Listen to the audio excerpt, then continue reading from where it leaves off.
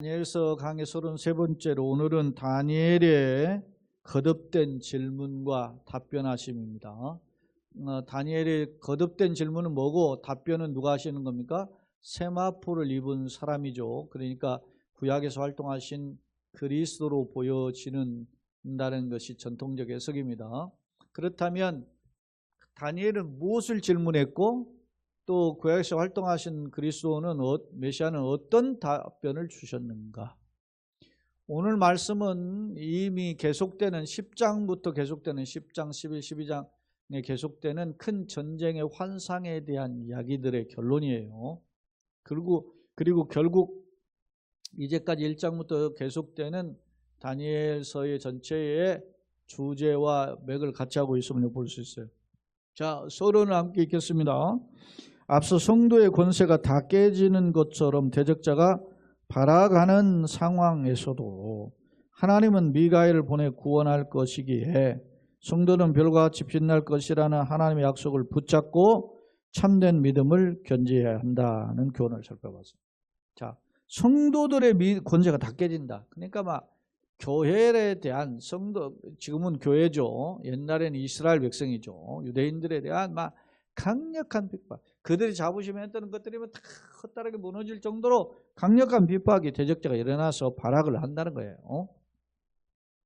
이걸 원근 통시법으로 이야기한다면 구약시대에서는 다니엘 시절에는 가깝게는 유대인들이 이런 고난을 역경을 당하는 상황이 온다라는 것을 우리가 알 수 있어요. 그것을 우리가 10장, 11장에서 그 제국의 변천 과정 속에서 헬라 제국이 사분되고 그리고 그 중에 두 나라인 남방과 북방이 싸우는 전쟁의 요동 속에 그 중간에 샌드위치처럼 있는 나라가 이스라엘인데 그 이스라엘이 당하는 고난에 대한 이야기를 살펴보았어요.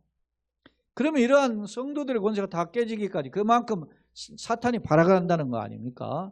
그럴 때 우리는 어떻게 해야 되느냐? 하나님 강권적으로 미가엘을 보내셔서 그들을 건져내신단 말입니다.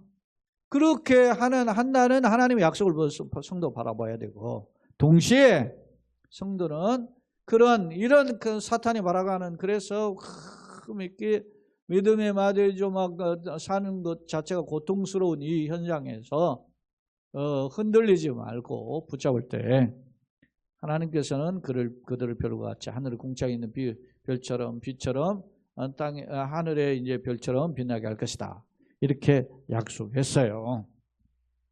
자, 오늘 본문은 이제 12장 8절로 마지막 13절이죠. 본문에 이에 대한 다니엘의 두 가지 질문을, 이런 큰 다니엘이 이 환상을 보고 10장 서두에 보면은 어땠습니까? 세일 동안 슬퍼했어요.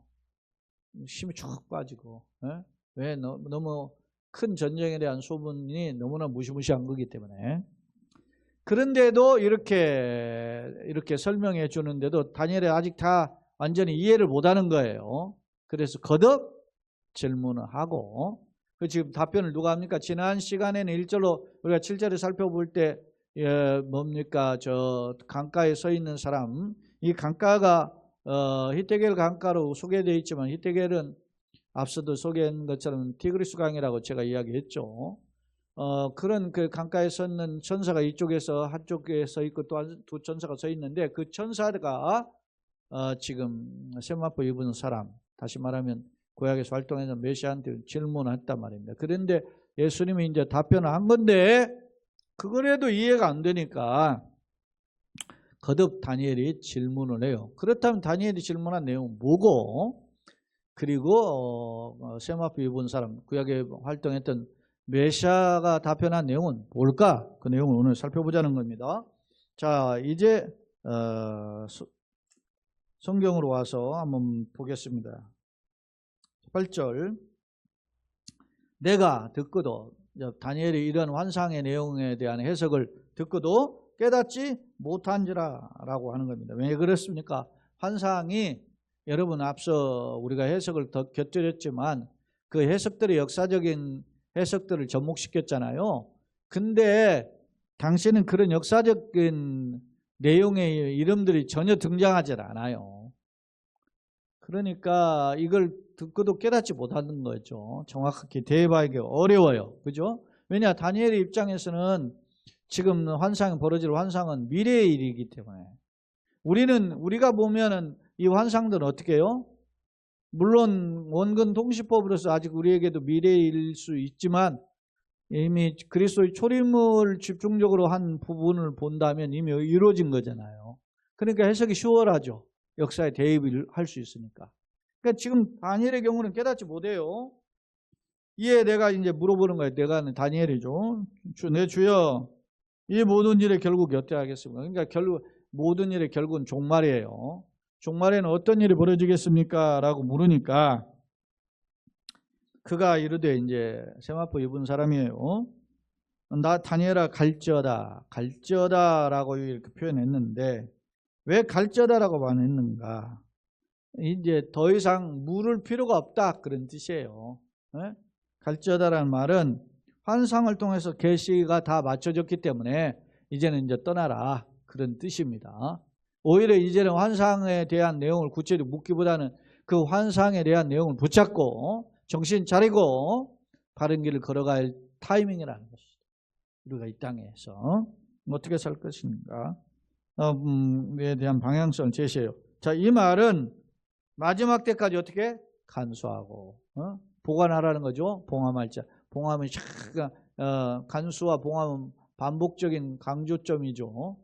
그러니까 이 예언의 말씀을 헛되이 생각하지 말고 마지막 시대 종말에 이를 때까지 이 말씀을 잘 붙잡고 분별하고 그렇게 살 것을 지금 명령하고 있어요. 구약 활동하신 메시아가 명령합니다. 자, 10절.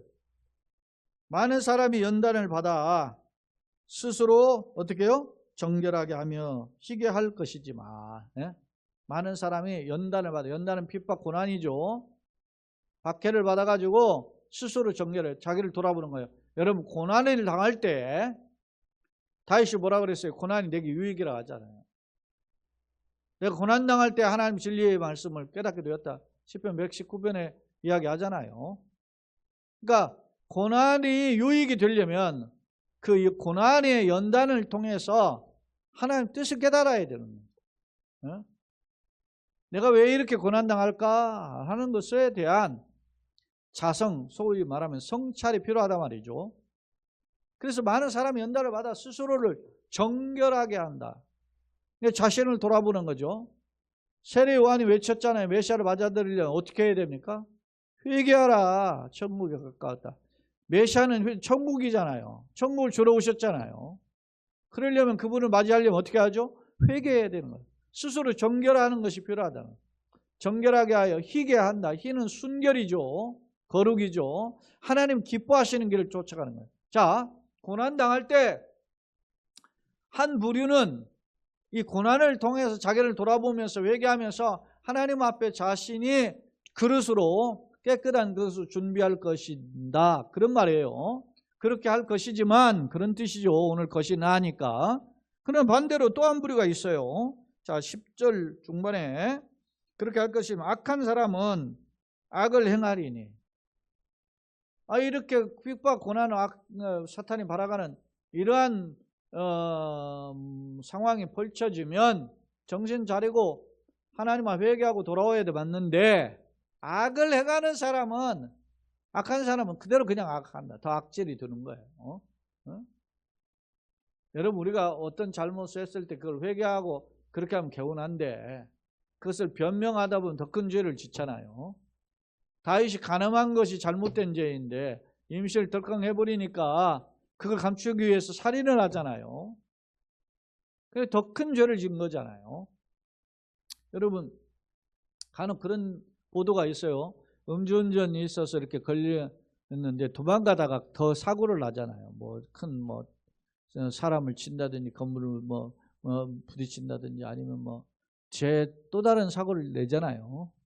음주운전에 걸려가지고 자기 그 처벌을 받은 것보다 더 몇 배 고통당하는 짓을 또 하게 된다고 합니다. 왜 그랬을까요? 악한 자의 마음에 악이 지배하기 때문에. 그걸 깨닫지 못하는 거죠, 악한 자는. 그러니까 우리가 이 땅을 살면서 우리가 어떻게 살 것인가에 대한 방향성이 있어요. 나는 선하게 살 것이다. 도덕적으로 살 것이다. 정직하게 살 것이다. 이건 기본 아닙니까? 그런데 이 기본을 무너뜨리는 사람들이 오늘 현실을 보잖아요. 세계에서 내놓으라는 국가라든 이런 나라들 보면 어떻게 해요? 상식이 반하는 이 짓을 하잖아요. 전쟁을 일으킨다든지. 어? 그렇잖아요. 하마스가 전쟁을 일으켜가지고 테러를 일으켜서 수백 명 죽이고 잡아가고 그랬지만은 이스라엘이 전쟁 그것에 대한 보복의 응징으로 죽은 사람이 4만 몇천 명이 넘는다잖아요. 벌써 100배가 넘는 희생자가 발생했어요.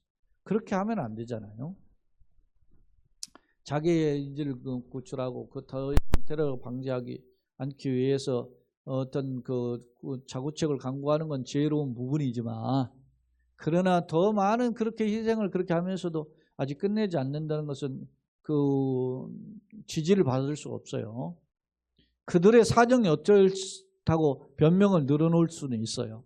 그러나 세계적인 이목에 있어서 입장에서는 그게 지지를 받을 수가 없단 말입니다. 러시아가 자기가 중간에 막 우크라이나가 중간에 참 완충지대식으로 있었으면 좋겠는데 나토에 가입한다 그쪽으로 하니까 반발을 해서 그걸 쳐들어갔잖아요. 근데 쳐들어가면서 수많은 민간인들도 죽고 군인들뿐만 아니라 양국가의 군인뿐만 아니라 수많은 사람이 죽었잖아요. 그렇게 했는데도 그게 옳다고 주장하는 것은 잘못된 거잖아요. 오늘도 보도해 보니까 러시아 국민들이 지방선거를 했는데 푸틴을 절대 지지한다고 했잖아요. 참 답답한 일이잖아요. 어찌 거기만 전쟁터만 일어나는 것입니까? 뭐 미국이라는 큰 세계 제일 선진국이라는 나라라든지, 아니 우리나라 현실을 보세요. 지도자들이 모범이 됩니까? 여나 야나 아니잖아요. 왜 그랬다고 보세요? 그만큼 우리가 마지막 시대에 갈 때는 세상이 악해지는구나. 그러니까 우리가 어떻게 해요? 고난을 당할 때는 아까 뭐라 그랬어요? 더 자신을 돌아보아 경건해야 된다 그러잖아요. 근데 악한 사람은 더 악을 행한다는 거예요. 근데 악한 자는 아무것도 깨닫지 못해요. 왜 이 악한 짓을 계속할까요? 깨닫지 못하니까. 진리를 모르니까. 아니 시간 곧바로 이어서 자기가 죽을 거고 심판 나갈 것을 뻔히 안다면 그 짓을 하겠어요? 모르니까.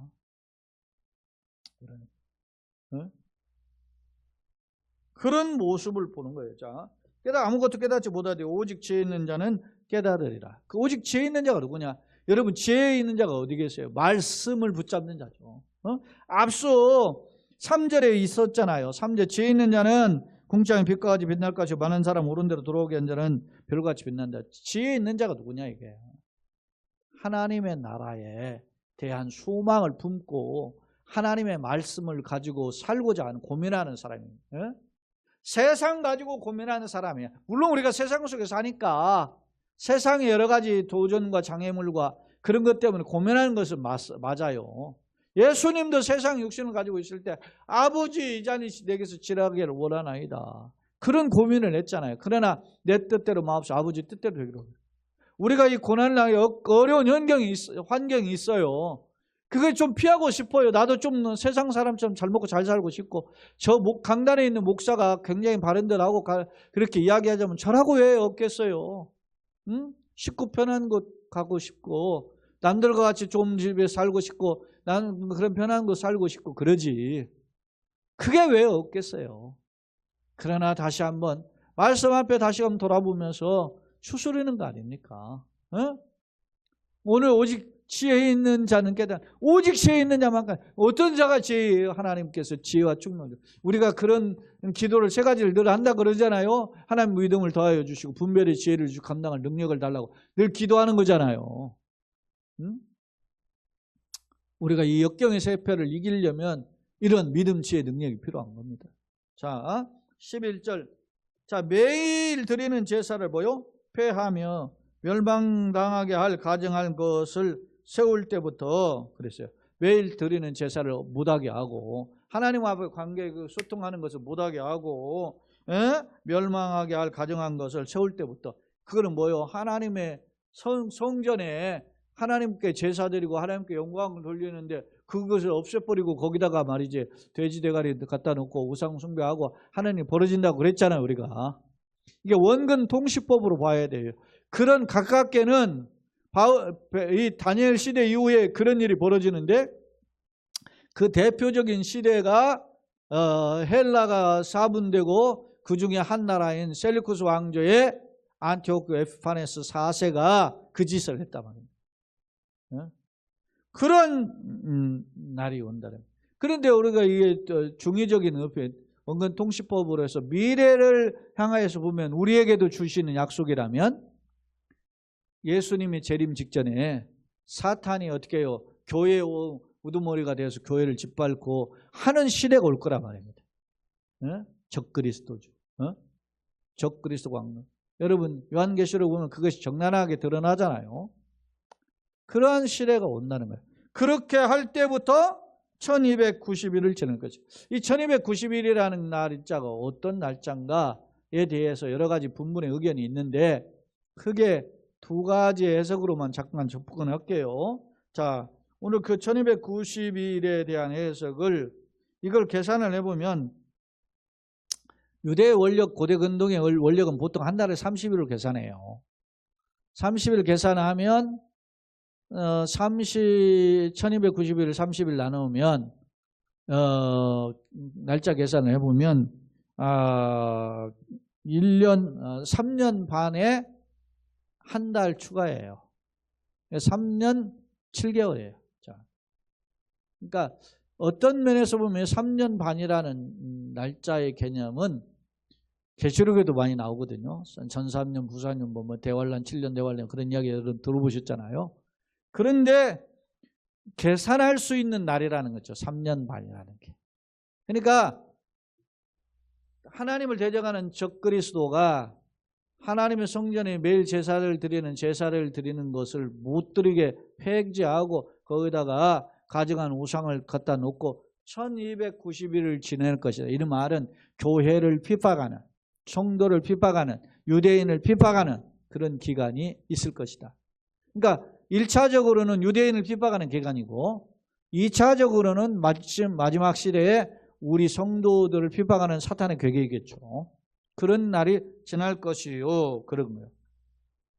그리고 12절에 기다려서 1335일까지 이르는 그 사람은 복이 있으리라. 1335일은 거기에 1290일에 플러스 45일이에요. 그러니까 이 고난을 겪고 45일이 더 지난 뒤까지 살아남은 사람은 까지 이르는 그 사람 복이 있다는 말이에요. 참고 견디는 자죠. 일정 기간까지 계산할 수 있는 날까지 고난이 오는데 그 고난에 타협하고 항복하고 변절하는 사람이 있을 거 아닌가. 나는 이제 이 신앙 못 지키겠다 이렇게 힘들어서 그렇게 변절하는 사람이 있거나 아니면 그 이미 그 전에 말이죠 고난 당하다가 순교하거나 뭐 이런 사람도 있겠죠. 어떤 사람은 그럼에도 불구하고 끝까지 참고 견디며 믿음을 지키는 사람이 있다면 그 믿음을 지키는 사람은 복이 있으리. 약속이죠. 왜? 하나님의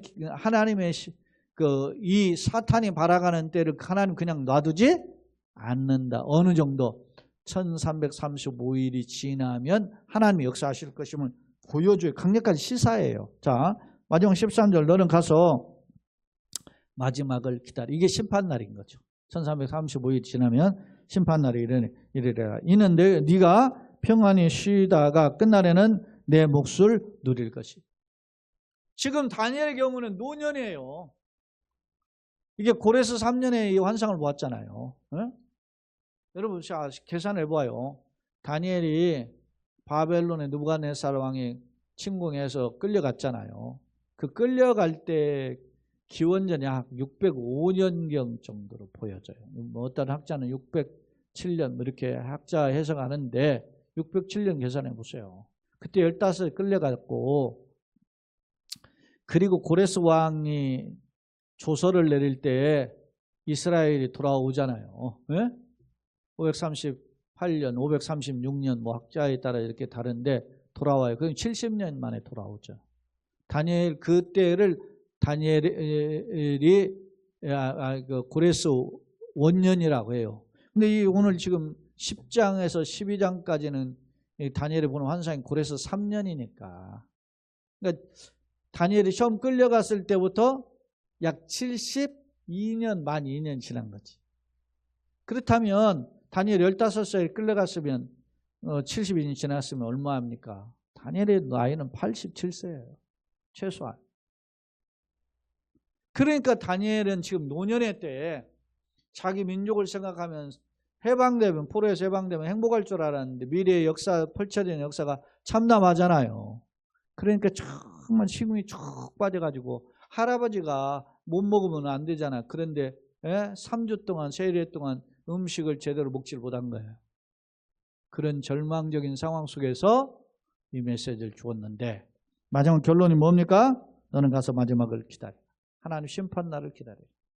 그러면서 이는 내가 뭐요? 평안히 쉬다가 끝나래요. 평안히 쉬다는 건 안식이죠. 하나님, 죽으면 우리는 하나님 안식에 거하잖아요. 그리고 끝날에는 이제 다 죽은 자들이 다 살아서 심판대 앞에 서죠. 끝날에는 내 몫을 누릴 것이다. 다니엘은 하나님 약속을 지켰으니까 목은 상급이다, 그런 뜻이에요. 다니엘이 받은 하나님의 위로 상급을 누리게 될 것이다 라고 하는 메시지인 거예요. 이 말은 결국 뭘까요? 짧지만 오늘 3절에도 하나님의 말씀을 죄 있는 자는 궁창의 별과 같이 궁창의 빛과 같이 빛날 것이고 또 많은 사람 오는 대로 돌아오게 한 것은 빛과 별과 같이 빛날 것이다 얘기했잖아요. 하나님 약속을 붙잡은 자예요. 고난과 역경이 있지만 하나님 약속을 붙잡는 사는 길이 있다.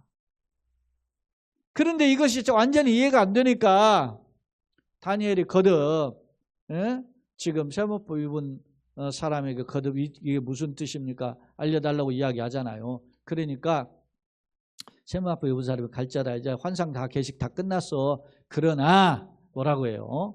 너가 마지막 때까지 이 말씀 어떻게 해요? 간직하고 봉함하라 그러잖아요. 약속을 붙잡으라는 거예요. 그리고 그 말씀을 붙잡고 어떻게 해요? 깨어있는 사람, 죄 있는 사람은 어떻게 합니까? 자기를 돌아보아 고난과 역경이 있는데도 자기를 어떻게 희고 거룩하게 순결하게 지킬 것이라는 거예요. 반대로 악한 사람은 어떻게 해요? 끝까지 악을 행하다가 멸망당하게 될 것이다. 그러면서 다니엘에게 어떻게 합니까? 기다려라. 어느 기간? 1290일 그리고 또 지나서 45일이 더 지난 이 날까지. 1290일 동안은 뭐가요? 사탄이 발악을 해. 그러나 또 추가로 45일까지 더 견디면, 인내를 견디면, 고난과 역경을 통과하면 하나님이 어떻게 해요? 구원의 은혜, 생명구원의 은총으로 역사하실 것임을 말씀하고 있다. 오늘 이게 짧은 구절이지만 생사화복의 주인이 누구다? 하나님이다. 역사는 사탄이 발악해가지고 그것이 자기네 낀 것처럼 하지만 그러나 역사의 주인은 하나님이다. 이런 걸 강력하게 시사하고 있어요. 그럼 우리가 뭘 붙잡아야 지혜 있는 자가 되어야 된다는 거죠. 하나님의 약속을 마지막 때까지 간수하고 봉함하는 그런 자가 되어야 된다는 거죠. 자, 두 번째 화면을 한번 정리해 보겠습니다. 자, 8절로 13절의 내용을 좀 간략히 정리해 보면 다니엘의 질문과 세마포 입은 분의 답변으로 종말에 대한 올바른 신앙을 교훈해요. 내 주의 이 모든 일이 결국 어떠하겠나이까 물어보잖아요. 다니엘은 계시의 최종적인 성취, 즉 택한 백성의 영생과 적그리스도 패배에 대한 정확하게 그 때를 물어요. 때와 아마 정확히 물어본 게 두 가지인 것 같아요. 하나는 시기가 그 시기, 종말에는 어느 시기입니까? 그리고 종말에는 어떤 현상이 일어나면 이렇게 물어봤던 거죠. 즉 택한 백성의 영생과 적그리스도 패배에 대해 정확히 몰라서 거듭 질문했어요. 그러자 이제 보세요. 종말의 환란을 대하는 두 부류의 태도가 있는데 하나는 신실한 성도는 환란을 통하여 자신을 성찰하며 정결케 하죠. 하나님께 돌아가죠. 그러나 무지한 자는 어떻게 해요? 악을 더욱 쫓아 발아가는 자가 되는 것임을 경고하고 있어요. 박해의 시점에 대해서 앞서 1290일이라고 그랬잖아요. 이 90일을 어떻게 하는 두 가지 해석이 있는데 하나는 1차적으로 안티오쿠스 4세 자칭 에피파네스라고 했는데 에피파네스가 신의 현현, 신의 모습이다 이런 표현을 했는데 사람들은 에피마네스라 그랬어요. 미친놈이다 이렇게 불렀다 그랬죠. 그 안티오쿠스가 박해를 하는데 그 안티오코에서의 박해를 가리키는 기간이다. 1291을. 또 두 번째 해석은 말세를 사는 우리 성도들, 지금 오늘날 우리 성도에게는 이건 적그리스도를 통한 대환란이다. 그래서 뭐 이거 학자는 3년 반, 3년 반 나눠서 전 3년 반, 후 3년 반 이런 식으로 해석하는 자도 있어요. 자, 그 다음에 이제 또 1335일이죠. 1335일에 대한 해석은 뭡니까? 추가로 45일 더 지나죠. 그러면 어떻게 해요? 그 고난과 역경을 견딘 사람들을 가리킨다. 그렇게 했어요. 참고로 안티오코스의 박해 시점부터 막가비 혁명으로 성전이 정결케 된 기간으로 보는 하나의 해석이 1차 해석이 있고, 두 번째 해석은 상징적 해석으로 적그리스도에는 대환란에서 큰 박해 후 주님의 재림 때까지 이제는 승리의 기간이 남아있는 기간을 가리킨다라는 해석을 해요. 그리고 13절은 언약에 충성된 종이었던 노령의 다니엘에 대한 주님의 위로와 축복의 약속이 있죠. 평안히 쉬다가 루하의, 그 다음에 정착하여 쉬다. 이 말은 부활, 이제 재림까지는 우리가 영혼이 이제 하나님의 나라에 들어가 쉬는 거죠. 그리고 주님 재림할 때 다시 우리가 나타나서 주님의 백보자 심판대 앞에 다시 서게 되는 그러한 상황을 가리킨다. 톰슨이라든지 엑스포지터스 주석에 보면 이렇게 해석을 해요. 자, 세 번째 화면입니다. 오늘 말씀을 정리해보고 본서 전체를 정리하는 내용입니다. 질문과 답변과 최종적 교훈입니다. 다니엘의 질문이에요. 깨달아지지 않기 때문에 물어본 거죠.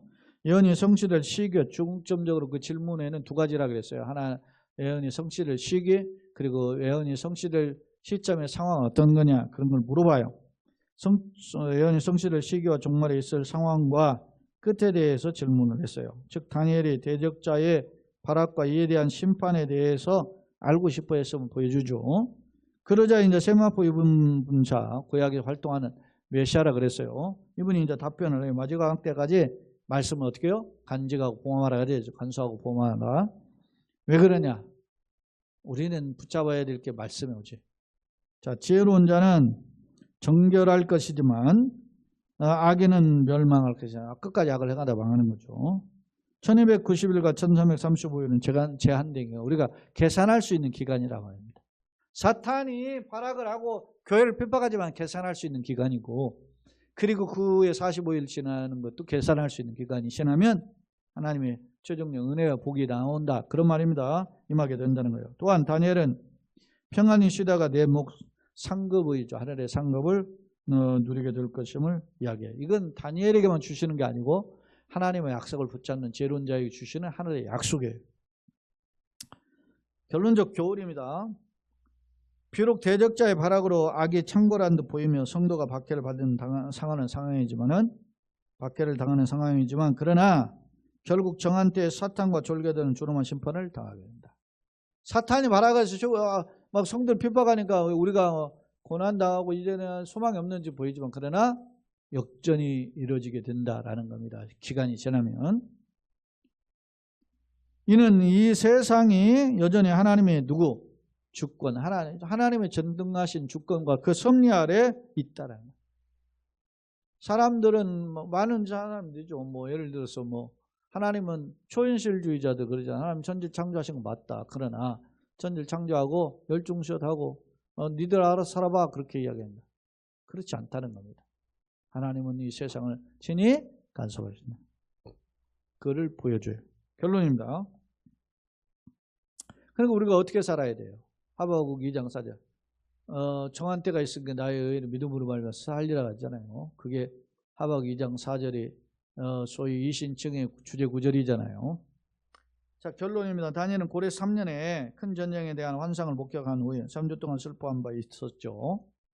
왜냐하면 이스라엘 장차 역경과 환란에 빠지는 내용이었기 때문입니다. 비록 바벨론 포로에서 해방을 배웠지만 여전히 불투명한 민족의 미래를 보면서 크게 탄식했음을 분명하다. 하지만 하나님의 역경 중에서도 미가엘을 통해 이제 미가엘을 보내시잖아요. 큰 군장 미가엘을 보내셔요. 통해서 백성을 구원할 것이고, 갈수록 대적자 하나님은 그럼에도 불구하고 박아라 가죠. 박아라 가지만 결국은 그들은 멸망할 것임을 교훈하고 있다. 뿐만 아니라 약속을 붙잡은 지혜로운 자는 별과 같이 빛날 것임을 약속하고 있다.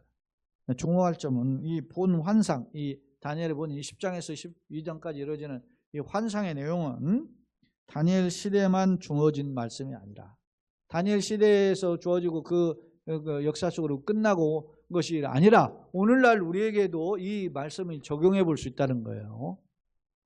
현대 사는 사람들에게. 다니엘의 시대와 오늘 사는 시대의 텀이 약 550년 이런 텀이 있잖아요, 지금. 그런데 현대에는 어떤 의미인가, 이 말씀이. 현대를 사는 성도들에게 주신 경고와 약속이라.